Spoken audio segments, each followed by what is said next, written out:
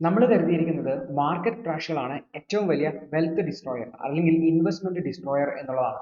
കാരണം market crash വരുമ്പോൾ നമ്മുടെ ഇൻവെസ്റ്റ്മെന്റുകൾ മൊത്തം താഴോട്ട് പോയിട്ട് നെഗറ്റീവിലേക്കൊക്കെ പോകാറുണ്ട്. എന്നാൽ യഥാർത്ഥത്തിൽ ഈ ഒരു മാർക്കറ്റ് ക്രാഷുകളല്ല വലിയ വെൽത്ത് ഡിസ്ട്രോയർ എന്ന് പറയുന്നത്, അത് എമർജൻസി സിറ്റുവേഷൻസ് ആണ്. അപ്പൊ ഈ ഒരു എമർജൻസി സിറ്റുവേഷൻസ് വരുമ്പോൾ നമ്മുടെ ഇൻവെസ്റ്റ്മെന്റിൽ നിന്നാണ് നമ്മൾ വിഡ്രോ ചെയ്യുന്നതെങ്കിൽ നമ്മുടെ ഇൻവെസ്റ്റ്മെന്റ് നേരെ താഴോട്ട് പോകും.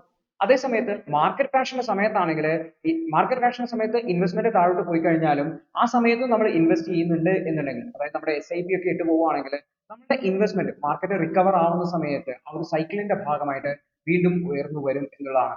അപ്പൊ ഈ ഒരു സാഹചര്യം, ഈ ഒരു എമർജൻസി സിറ്റുവേഷൻസിനെ എങ്ങനെ ഹാൻഡിൽ ചെയ്യാം, അതിനുവേണ്ടി നമ്മൾ എങ്ങനെ പ്രിപ്പയർഡ് ആയി നിൽക്കണം, എങ്ങനെയാണ് നമ്മൾ ഈ ഒരു ഫിനാൻഷ്യൽ ഫ്രീഡം എന്ന് പറയുന്ന പോയിന്റിലേക്കുള്ള സ്റ്റെപ്പ് ബൈ സ്റ്റെപ്പ് ആയിട്ട് പ്ലാൻ ചെയ്യുക എന്നുള്ളതാണ് നമ്മൾ ഈ ഒരു വീഡിയോയിൽ ഡിസ്കസ് ചെയ്യാൻ വേണ്ടി പോകുന്നത്. ഹായ്, എൻ്റെ പേര് അരുൺ. ഞാൻ ബേസിക്കലി ഒരു എഞ്ചിനീയർ ആണ് and the founder of the planned life. ഞാൻ ഓൾറെഡി പറഞ്ഞതുപോലെ ഏറ്റവും വലിയ ഡിസ്ട്രോയർ എന്ന് പറയുന്നത് മെഡിക്കൽ എമർജൻസികളാണ്. എൻ്റെ അനുഭവത്തിൽ നിന്ന് തന്നെ ഞാൻ നിങ്ങളോട് ഓൾറെഡി ഷെയർ ചെയ്തിട്ടുള്ളതാണ്. ഞാൻ 2015 ഇൻവെസ്റ്റ് ചെയ്യാൻ വേണ്ടി തുടങ്ങി ഏകദേശം 3 വർഷം കൊണ്ട് 12 ലക്ഷം രൂപയോളം മ്യൂച്വൽ ഫണ്ടിൽ ഇൻവെസ്റ്റ് ചെയ്തിട്ടുണ്ടായിരുന്നു. കാരണം ആ ഒരു ഫ്രീഡം ബിൽഡ് ചെയ്യുക എന്നുള്ള ഉദ്ദേശത്തോടു കൂടിയിട്ട്. എന്നാൽ 2018 എനിക്കൊരു ഫോൺ കോൾ വന്നു. അതൊരു മെഡിക്കൽ എമർജൻസിയുമായി ബന്ധപ്പെട്ട ഫോൺ കോൾ ആയിരുന്നു. നേരെ ഞാൻ പോകുന്നത് ആശുപത്രിയിലേക്കാണ്. അപ്പൊ ആശുപത്രിയിൽ പോയി ആശുപത്രിയിലെ ബില്ലുകളൊക്കെ വരാൻ വേണ്ടി തുടങ്ങി. ഏകദേശം ബില്ല് വന്നത് 5 ലക്ഷത്തോളം രൂപയാണ്. അന്ന് കയ്യിൽ പൈസ ഇല്ലാത്തത് കൊണ്ടുള്ള ടെൻഷൻ ഒന്നും ഉണ്ടായിരുന്നില്ല. കാരണം ഇൻവെസ്റ്റ്മെന്റ് ചെയ്ത 12 ലക്ഷം രൂപ ഉണ്ട് എന്ന് എനിക്കറിയാം. അപ്പോൾ അതിൽ നിന്നും ബില്ല് അടക്കാൻ വേണ്ടി ഞാൻ 5 ലക്ഷം രൂപ വിഡ്രോ ചെയ്തു. അപ്പൊ ഇത്തരത്തിലൊരു എമർജൻസി സിറ്റുവേഷൻ വന്നപ്പോൾ ഞാൻ എന്ത് ചെയ്തു? ആ 5 ലക്ഷം രൂപ വിഡ്രോ ചെയ്തു. അപ്പൊ നിങ്ങൾ പറയും, ആ 12 ലക്ഷത്തിന് 5 ലക്ഷം പോയി 7 ലക്ഷം രൂപ വന്നു, 5 ലക്ഷം രൂപയാണ് നഷ്ടപ്പെടുന്നത്. എന്നാൽ യഥാർത്ഥപ്പെട്ട നഷ്ടം എന്ന് പറയുന്നത് അതല്ല. നമ്മൾ ഇൻവെസ്റ്റ് ചെയ്യുന്ന തുകയുടെ തുടക്കത്തിൽ ഇൻവെസ്റ്റ് ചെയ്യുന്ന പൈസക്കാണ് ഏറ്റവും കൂടുതൽ കാലം കോമ്പൗണ്ട് ചെയ്യാനുള്ള അല്ലെങ്കിൽ അത് വർദ്ധിക്കാനുള്ള അവസരമുള്ളത്.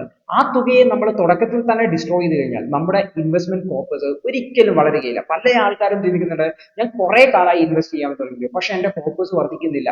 കാരണം എന്താ? ഇടയിലിടയിലെ അതിൽ നിന്ന് ഓരോ എമർജൻസി സിറ്റുവേഷൻസിന് വേണ്ടിയിട്ടും അല്ലാത്ത സാഹചര്യങ്ങൾക്ക് വേണ്ടിയിട്ടും നമ്മൾ പൈസ പിൻവലിക്കുന്നുണ്ടാവും. അപ്പോൾ ഈ ഒരു എമർജൻസി സിറ്റുവേഷനെ ഹാൻഡിൽ ചെയ്തില്ല എങ്കിൽ, പ്രോപ്പറായിട്ട് ഹാൻഡിൽ ചെയ്തിട്ടില്ല എന്നുണ്ടെങ്കിൽ നമ്മുടെ ഇൻവെസ്റ്റ്മെന്റ് പർപ്പസ് ഒരിക്കലും വളരാൻ പോകുന്നില്ല. ഒരിക്കലും നമ്മൾ ഫ്രീഡം എന്ന് പറയുന്ന പോയിന്റിലേക്ക് എത്താൻ പോകുന്നില്ല. ഈ ഒരു വീഡിയോയിൽ നമുക്ക് മനസ്സിലാക്കാം എങ്ങനെയാണ് നമ്മൾ സ്റ്റെപ്പ് ബൈ സ്റ്റെപ്പ് ആയിട്ട് ഈ ഒരു എമർജൻസി സിറ്റുവേഷനെ ഹാൻഡിൽ ചെയ്യുക എന്നുള്ളത്. അപ്പൊ ഇതിന്റെ പ്രധാനപ്പെട്ട പ്രശ്നം എന്തുകൊണ്ടാണ് അന്ന് എനിക്ക് ആ ഒരു 5 ലക്ഷം രൂപ വിഡ്രോ ചെയ്യേണ്ടി വന്നത് എന്ന് ചോദിച്ചാൽ, രണ്ട് കാരണങ്ങൾ. ഒന്ന്, എനിക്കൊരു എമർജൻസി ഫണ്ട് ഒന്നും ഉണ്ടായിരുന്നില്ല. കാരണം ഞാൻ ഇൻവെസ്റ്റ്മെന്റ് ജേണിയുടെ തുടക്കത്തിലായിരുന്നു. എമർജൻസി ഫണ്ടിന്റെ ഇമ്പോർട്ടൻസിനെ കുറിച്ചൊന്നും വലിയ ധാരണ ഉണ്ടായിരുന്നില്ല. അതുകൊണ്ട് തന്നെ എന്തെങ്കിലും ഒരു എമർജൻസി സിറ്റുവേഷൻ വന്നാൽ അതിനെ ഹാൻഡിൽ ചെയ്യാൻ വേണ്ടിയിട്ട് ഒരു തുക ഞാൻ മാറ്റി വെച്ചിട്ടുണ്ടായിരുന്നില്ല. രണ്ടാമത്തത്, എനിക്ക് ഹെൽത്ത് ഇൻഷുറൻസ് ഫാമിലി മെമ്പേഴ്സിന് വേണ്ടി ഉണ്ടായിരുന്നില്ല എന്നുള്ളതാണ്. കാരണം 2018 ഹെൽത്ത് ഇൻഷുറൻസിനെ സംബന്ധിച്ച് അത്ര ഡീറ്റെയിൽ ആയിട്ട് ഇന്നുള്ളത് പോലുള്ള ഒരു അവയർനെസ് ഒന്നും ഉണ്ടായിരുന്നില്ല. അതുകൊണ്ട് തന്നെ ഈ രണ്ട് കാര്യങ്ങളാണ് അന്ന് എനിക്ക് ആ 5 ലക്ഷം രൂപ പിൻവലിക്കാൻ വേണ്ടി സാഹചര്യമായത്. ഈ ഒരു ഇൻസിഡന്റ്, ഈ ഒരു എമർജൻസി, ഹെൽത്ത് എമർജൻസി എന്ന് പറയുന്നത് നിങ്ങളുടെ ജീവിതത്തിലും എപ്പോൾ വേണമെങ്കിലും സംഭവിക്കാവുന്നതാണ്. ഇത് മുൻകൂട്ടി നമുക്ക് പ്ലാൻ ചെയ്യാൻ പറ്റുന്ന ഒരു സാഹചര്യമില്ല. അതുകൊണ്ട് തന്നെ ഇത്തരം എമർജൻസി സിറ്റുവേഷൻസിനെതിരെ പ്രൊട്ടക്റ്റഡ് ആവുക എന്നുള്ളതാണ് ഫിനാൻഷ്യൽ ഫ്രീഡത്തിലേക്കുള്ള ആദ്യത്തെ സ്റ്റെപ്പ് എന്ന് പറയുന്നത്.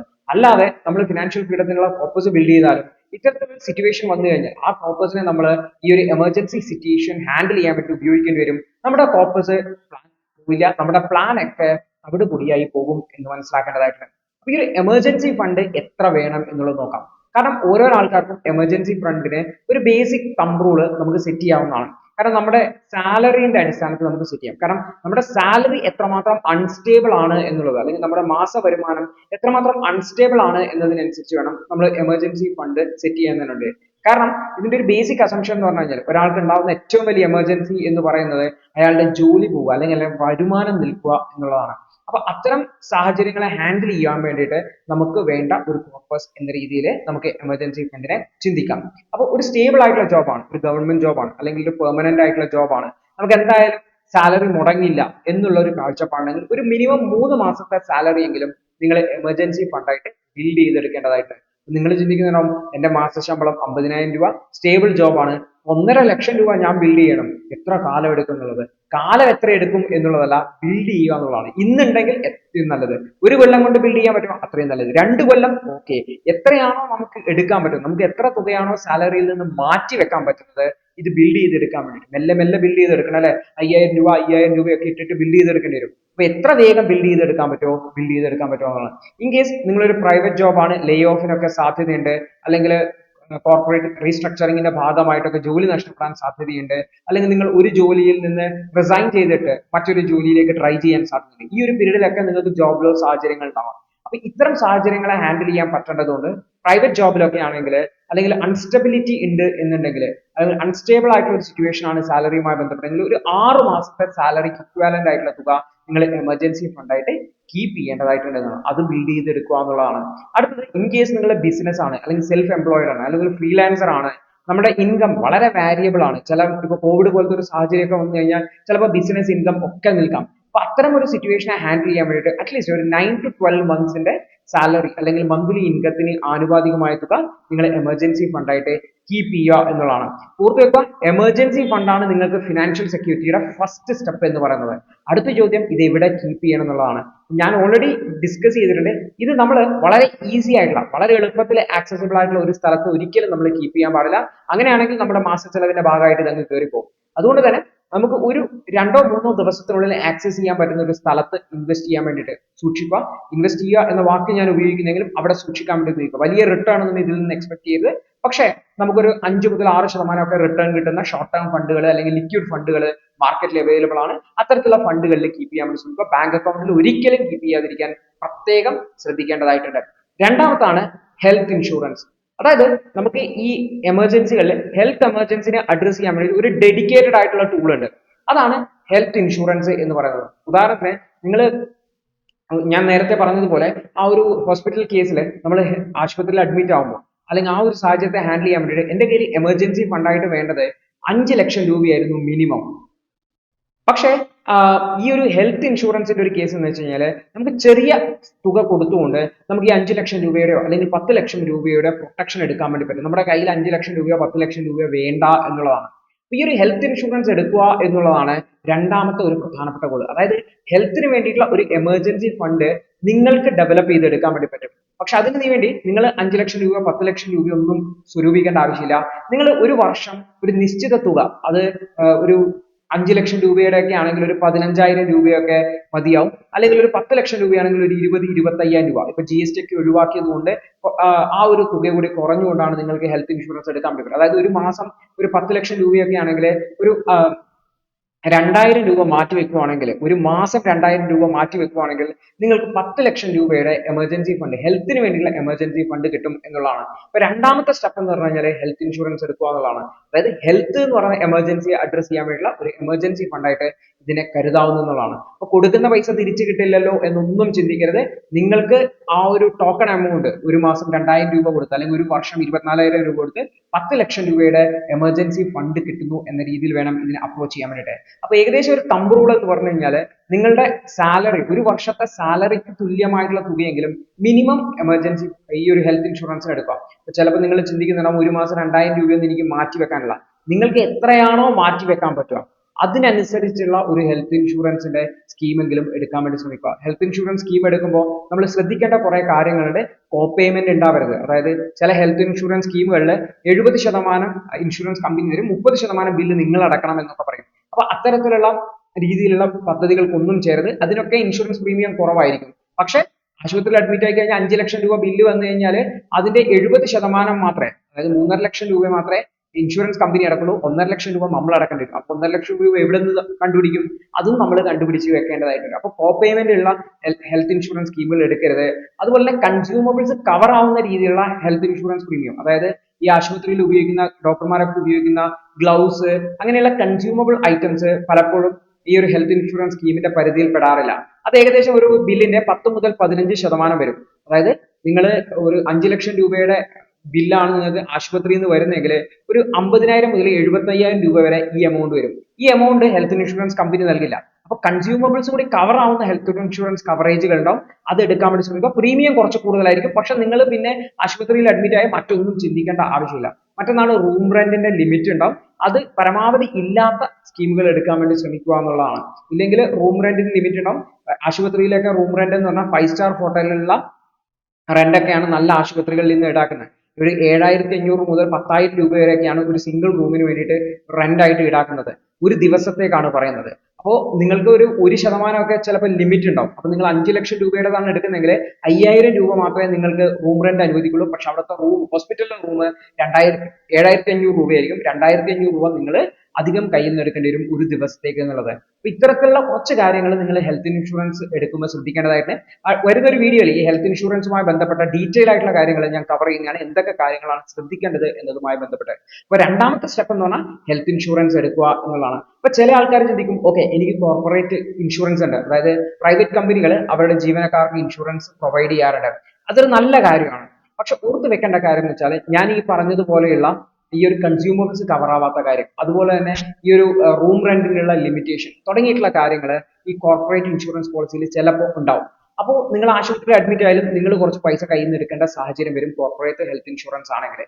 രണ്ടാമത്തെ ഒരു കാര്യം എന്ന് പറഞ്ഞു കഴിഞ്ഞാൽ നിങ്ങൾ ജോബ് ഷിഫ്റ്റ് ചെയ്യുന്ന സമയത്ത്, പുറത്തേക്ക് ജോബ് ഷിഫ്റ്റ് ചെയ്യുന്ന സമയത്ത് അതിനിടയിലുള്ള ഗ്യാപ്പ് ഇതിൽ കവർ ആവില്ല. നിങ്ങൾ വിചാരിക്കും അത് ചിലപ്പോൾ ഒരാഴ്ച ആയിരിക്കും, രണ്ടാഴ്ച ആയിരിക്കും, അത് വലിയ പ്രശ്നമില്ലെന്ന്. ഓർത്ത് വെക്കുക, ആക്സിഡന്റ് എന്ന് പറയുന്നത് ഒരു എമർജൻസി സിറ്റുവേഷൻ ആണ്. അപകടങ്ങൾ സംഭവിക്കുക എന്നുള്ളത് അത് ചിലപ്പോൾ ബൈക്ക് ആക്സിഡന്റ് ആവാം, കാർ ആക്സിഡന്റ് ആവാം, അല്ലെങ്കിൽ നമ്മൾ വീണിട്ട് പറ്റുന്നതാവാം. ഒക്കെ ഈ ആക്സിഡൻസ് എപ്പോൾ വേണമെങ്കിലും സംഭവിക്കാം.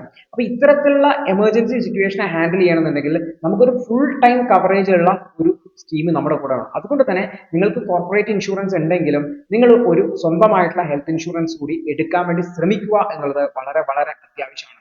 മറ്റൊരു കാര്യം എന്ന് വെച്ചാൽ പല ഹെൽത്ത് ഇൻഷുറൻസ് കവറേജുകൾക്കും മിനിമം പീരീഡ് ഉണ്ട്. അതായത് ചില പ്രീ എക്സിസ്റ്റിംഗ് ഡിസീസുകൾക്ക് അല്ലെങ്കിൽ നമ്മൾ ഐഡന്റിഫൈ ചെയ്തിട്ട് ദീർഘകാലത്തിന് ശേഷം ചികിത്സ ചെയ്യേണ്ട അസുഖങ്ങളുണ്ട്. ഇപ്പൊ ഉദാഹരണത്തിന് നേരത്തെയുള്ള അല്ലെങ്കിൽ ഒരു 2-3 വർഷമൊക്കെ കഴിഞ്ഞാൽ നമുക്ക് ട്രീറ്റ് ചെയ്യാൻ പറ്റുന്ന അസുഖങ്ങൾ. അപ്പൊ ഇത്തരത്തിലുള്ള പല അസുഖങ്ങൾക്കും വേണ്ടിയിട്ട് അവർ ഒരു മിനിമം പീരീഡ് പറഞ്ഞിട്ടുണ്ട്. അതായത് ഹെൽത്ത് ഇൻഷുറൻസ് പ്രീമിയം എടുത്ത് 3 വർഷമൊക്കെ കഴിഞ്ഞെങ്കിൽ മാത്രമേ ഇത്തരത്തിലുള്ള അസുഖങ്ങൾക്കുള്ള ട്രീറ്റ്മെന്റ് ഹെൽത്ത് ഇൻഷുറൻസിന് കിട്ടുന്നുള്ളതാണ്. അപ്പൊ നിങ്ങൾ എപ്പോഴാണോ ഹെൽത്ത് ഇൻഷുറൻസ് പ്രീമിയം എടുക്കുന്നത് അത് കഴിഞ്ഞ് 3 വർഷം കഴിഞ്ഞാലേ നിങ്ങൾക്ക് എന്ത് കിട്ടുള്ളൂ, ആ ഒരു അസുഖങ്ങൾക്കുള്ള ട്രീറ്റ്മെന്റ് കിട്ടുകയുള്ളൂ എന്നുകൂടി ഓർക്കുക.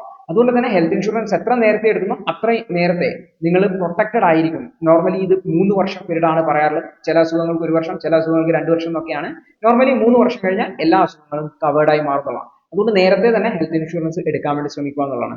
മറ്റൊരു കാര്യം എന്ന് വെച്ച് കഴിഞ്ഞാൽ നിങ്ങൾ ഫിനാൻഷ്യൽ ഫ്രീഡം ഒക്കെ എത്തി ചിലപ്പോൾ കോർപ്പറേറ്റിൽ നിന്നൊക്കെ ഇറങ്ങുന്ന സമയത്തായിരിക്കും നിങ്ങൾക്ക് ഹെൽത്ത് ഇൻഷുറൻസ് വേണ്ടി വരിക. അന്ന് നിങ്ങൾക്ക് എന്തെങ്കിലും തരത്തിലുള്ള അസുഖങ്ങൾ ഉണ്ടെങ്കിൽ ഹെൽത്ത് ഇൻഷുറൻസ് കിട്ടാൻ സാധ്യത വളരെ വളരെ കുറവാണ്. ഈവൻ നിങ്ങൾ എടുക്കുന്നുണ്ടെങ്കിൽ തന്നെ വളരെ ഉയർന്ന പ്രീമിയത്തിൽ നിങ്ങൾ എടുക്കേണ്ടതായിട്ട് വരും, അതും മെഡിക്കൽ ചെക്കപ്പ് ഒക്കെ കഴിഞ്ഞിട്ട്. അപ്പോൾ അന്ന് അത്തരത്തിലുള്ള റിസ്ക് ഒഴിവാക്കാൻ വേണ്ടിയിട്ട് എത്രയും നേരത്തെ ഹെൽത്ത് ഇൻഷുറൻസ് എടുത്ത് നമ്മൾ ആ ഒരു എമർജൻസിക്ക് എതിരെ പ്രൊട്ടക്ട് ചെയ്യുക എന്നുള്ളത് നിങ്ങൾ ചെയ്യേണ്ട വളരെ അത്യാവശ്യമാണ്. ഏത് ഹെൽത്ത് ഇൻഷുറൻസ് പ്രീമിയം ആണെന്ന് നിങ്ങൾ കൃത്യമായിട്ട് പരിശോധിക്കുക. അതുപോലെ ക്ലെയിം സെറ്റിൽമെന്റ്, പല ഹെൽത്ത് ഇൻഷുറൻസ് പോളിസികളും ക്ലെയിമുകളും ചിലപ്പോൾ റിജക്ട് ചെയ്യാറുണ്ട്, ഇത് പരിഗണിക്കാൻ പറ്റില്ല എന്ന് പറഞ്ഞിട്ട്. അപ്പൊ അത്തരത്തിലുള്ള റിജക്ഷൻ കുറഞ്ഞ ഒരു ഹെൽത്ത് ഇൻഷുറൻസ് പ്രൊവൈഡറിൽ നിന്നും, അതുപോലെ തന്നെ നിങ്ങളുടെ വീടിനടുത്തുള്ള നിങ്ങൾ സ്ഥിരമായി പോകുന്ന ആശുപത്രികളിൽ ക്യാഷ്ലെസ് ഫെസിലിറ്റി പറഞ്ഞാൽ ആശുപത്രിയിൽ നിങ്ങൾ അഡ്മിറ്റ് ആയി എന്ന് റിപ്പോർട്ട് ചെയ്ത് കഴിഞ്ഞാൽ അവരൊരു പ്രയർ അപ്രൂവൽ എടുക്കും ഹെൽത്ത് ഇൻഷുറൻസ് കമ്പനിയിൽ നിന്ന്, ഹോസ്പിറ്റലുകാരെ. പിന്നെ നിങ്ങൾ അവിടെ ബില്ല് അടക്കേണ്ടി വരില്ല. എന്നാൽ ചില ഹോസ്പിറ്റലുകൾ, ഇപ്പൊ നിങ്ങൾ കോർപ്പറേറ്റ് ഇൻഷുറൻസ് ഒക്കെ ആണെങ്കിൽ എല്ലാ ഹോസ്പിറ്റലുകളും കവേർഡ് ആയിരിക്കണമെന്നില്ല. നിങ്ങളുടെ നാട്ടിലുള്ള അല്ലെങ്കിൽ നിങ്ങൾ സ്ഥിരമായിട്ട് പോകുന്ന ഹോസ്പിറ്റലുകൾ കവേർഡ് ആയിരിക്കണമെന്നില്ല. അപ്പൊ അത്തരം സാഹചര്യങ്ങളിൽ നിങ്ങൾക്ക് എന്താണ്, റീഇംബേഴ്സ്മെന്റ് ആയിരിക്കും ഉണ്ടാവുക. അതായത് ഹോസ്പിറ്റൽ ബില്ല് നിങ്ങൾ കയ്യിൽ നിന്ന് അടക്കണം, എന്നിട്ട് മാത്രമേ അവർ ഡിസ്ചാർജ് ചെയ്യത്തുള്ളൂ. അതിനുശേഷം നിങ്ങൾക്ക് ആ ബില്ലുകളൊക്കെ കൊടുത്തു കഴിഞ്ഞാൽ പൈസ തിരിച്ചു കിട്ടുന്ന ഒരു സാഹചര്യമായിരിക്കും ഉണ്ടാവുക. അപ്പൊ ഇത്തരത്തിലുള്ള റീഇംബേഴ്സ്മെന്റ് ആണെങ്കിൽ നിങ്ങൾ ട്രാപ്പ് ആയി പോകും. കാരണം ഹോസ്പിറ്റലിൽ അടക്കാനുള്ള പൈസ നിങ്ങൾ അറേഞ്ച് ചെയ്യേണ്ടതായിട്ട് വരും. ഇത്തരം സാഹചര്യങ്ങൾ ഒഴിവാക്കാൻ വേണ്ടിയിട്ടും ഈ ഒരു കാര്യങ്ങളൊക്കെ ശ്രദ്ധിച്ചുകൊണ്ട് നിങ്ങളുടെ തന്നെ ഒരു മേൽനോട്ടത്തില് ഒരു നല്ല ഹെൽത്ത് ഇൻഷുറൻസ് പോളിസി എടുത്തു വെക്കുക എന്നുള്ളത് വളരെ വളരെ എസെൻഷ്യൽ ആയിട്ടുള്ള ഒരു കാര്യമാണെന്നുള്ളതാണ്. അപ്പൊ ഞാനിപ്പോ നിങ്ങൾക്ക് പറഞ്ഞത് നമ്മുടെ ഈ ഒരു ഫ്യൂച്ചർ അല്ലെങ്കിൽ ഫിനാൻഷ്യൽ ഫ്രീഡം എന്ന് പറയുന്ന ഗോളിലേക്ക് പോകുമ്പോൾ നിങ്ങൾ ചെയ്യേണ്ട 2 കാര്യങ്ങളുണ്ട്. ആദ്യം ഒരു എമർജൻസി ഫണ്ട് ബിൽഡ് ചെയ്യുക എന്നുള്ളതാണ്. അത് ഓൾറെഡി ഞാൻ പറഞ്ഞു. സാലറീഡ് ആണെങ്കിൽ ഒരു 3 മാസത്തെ ശമ്പളം, കോർപ്പറേറ്റ് ആണെങ്കിൽ അല്ലെങ്കിൽ പ്രൈവറ്റ് ആണെങ്കിൽ ഒരു 6 മാസത്തെ, അല്ല ഫ്രീലാൻസർ അല്ലെങ്കിൽ ഒരു ബിസിനസ് ഒക്കെ ആണെങ്കിൽ 9 to 12 മാസം എന്നുള്ളത് ഇത് മിനിമം ആണ്. നിങ്ങൾക്ക് ഇതിൽ കൂടുതൽ വേണമെങ്കിൽ അലോക്കേറ്റ് ചെയ്യാം. ഇതൊരിക്കലും ഒരു ഇൻവെസ്റ്റ്മെന്റ് ആയി കരുത്. ഒരു 5-6% റിട്ടേൺ നൽകുന്ന രീതിയിൽ നിങ്ങൾക്ക് വല്ല മ്യൂച്വൽ ഫണ്ടിലും, അതായത് ലിക്വിഡ് മ്യൂച്വൽ ഫണ്ടിലോ ഷോർട്ട് ടേം ഫണ്ടിലോ ഒക്കെ കീപ്പ് ചെയ്യാവുന്നതാണ്, എക്സിറ്റ് ലോഡ് ഇല്ലാത്ത രീതിയിൽ. അടുത്ത് ചെയ്യേണ്ടത് ഹെൽത്ത് ഇൻഷുറൻസിന് വേണ്ടിയിട്ടുള്ള ഒരു ഇതും ഒരു എമർജൻസി ഫണ്ടാണ്. ബട്ട് സ്പെസിഫിക്കലി ഫോർ എന്തിനാണ്, ഹെൽത്ത് എമർജൻസി ആക്സിഡന്റുകൾ, ഹെൽത്ത് എമർജൻസി സിറ്റുവേഷൻസിന് വേണ്ടിയിട്ടാണ് ഓർത്ത് വെക്കാം. ഇനിയാണ് നിങ്ങൾ എന്ത് ചെയ്യേണ്ടത്, ഇൻവെസ്റ്റ്മെന്റിലേക്ക് ഫോക്കസ് ചെയ്യേണ്ടതായിട്ട്. ഈ 2 കാര്യങ്ങളും ചെയ്തിട്ട് വേണം നിങ്ങൾ ഇൻവെസ്റ്റ്മെന്റിലേക്ക് ഫോക്കസ് ചെയ്യാനുള്ളത്. അതുപോലെ തന്നെ നമുക്ക് എമർജൻസി ഫണ്ടിന് വേണ്ടിയിട്ടുള്ള തുക അലോക്കേറ്റ് ചെയ്തിട്ട് നമുക്കൊരു 2 വർഷത്തിനുള്ളിലാണ് എൻ്റെ എമർജൻസി ഫണ്ട് ഞാൻ ഡെവലപ്പ് ചെയ്യുന്നത് ചിന്തിച്ചു കഴിഞ്ഞാൽ അതിനനുസരിച്ച് നമുക്ക് ഇൻവെസ്റ്റ്മെന്റ് ട്രാക്ക് ചെയ്യാവുന്നതാണ്. അതിനുശേഷം വേണം നമ്മൾ ഫിനാൻഷ്യൽ ഫ്രീഡത്തെ കുറിച്ച് ചിന്തിക്കാൻ, അല്ലെങ്കിൽ അതിലേക്ക് വേണ്ടിയിട്ടുള്ള ഇൻവെസ്റ്റ്മെന്റുകൾ സ്റ്റാർട്ട് ചെയ്യേണ്ടത് ഓർത്ത് വെക്കേണ്ടത് തന്നെ. അപ്പൊ ഇതാണ് ഒരു സ്റ്റെപ്പ് ബൈ സ്റ്റെപ്പ്. നിങ്ങൾ ഒരിക്കലും ഫിനാൻഷ്യൽ ഫ്രീഡം വേണം, എനിക്ക് ഒരു മാസം 40,000 രൂപ ഇൻവെസ്റ്റ് ചെയ്ത് കഴിഞ്ഞാൽ 40-ആം വയസ്സിൽ ഫിനാൻഷ്യൽ ഫ്രീഡം കിട്ടും, അപ്പൊ അതിലേക്ക് ഇൻവെസ്റ്റ് ചെയ്യാം എന്ന രീതിയിൽ തുടങ്ങരുത്.